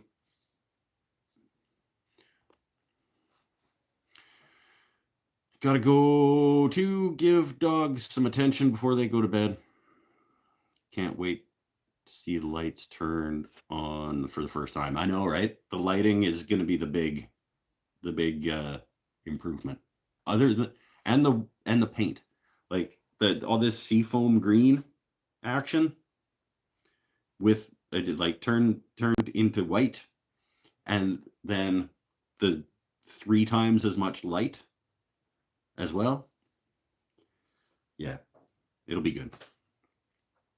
Oh, the year is 9/12 done tomorrow. We'll have to do resolution update on Saturday. Yeah, let's do that.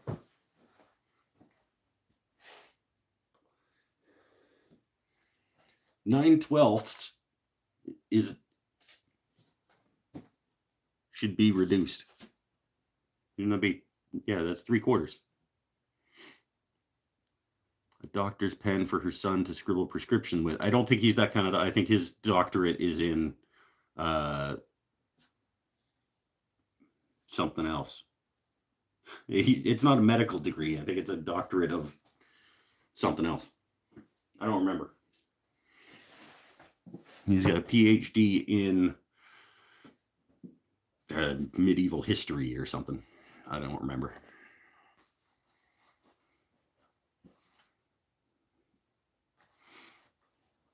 But apparently he likes nice pens, and this is going to probably be his favorite pen because his mom made it to give him for his graduation. And it's a Sapili. I think she made a Sapili pen in class. Philosophy prescriptions. That's what they got. He's like, he hands out books. People come and talk to him, and then he gives them a copy of Albert Camus.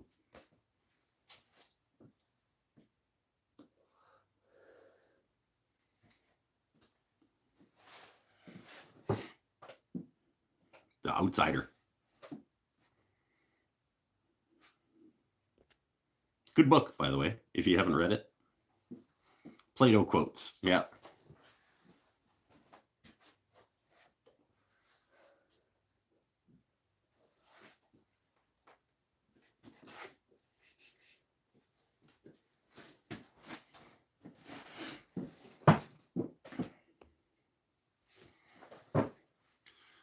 Okay, let's get her wrapped up.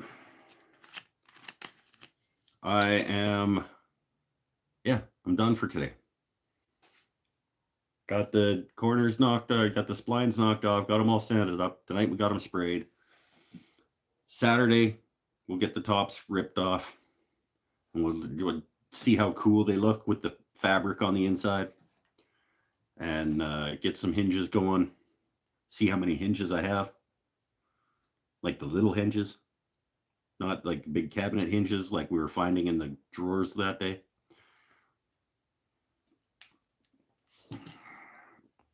Productive Monday, eh? Yeah, pretty productive. I also went and cleaned up down at the Crow's Nest because I didn't really feel like cleaning up after Dremel carving class yesterday. So I kind of left most of it for today, me, to go clean up. So I did that too.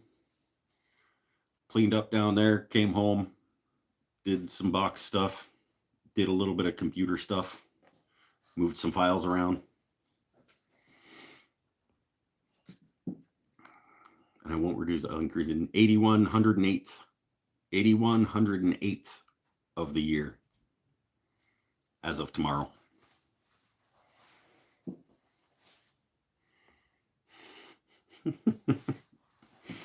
Good. That's perfect because I am 81/108th through my resolutions. Exactly. Pretty sure. I haven't done the calculation, but we'll do it on Saturday.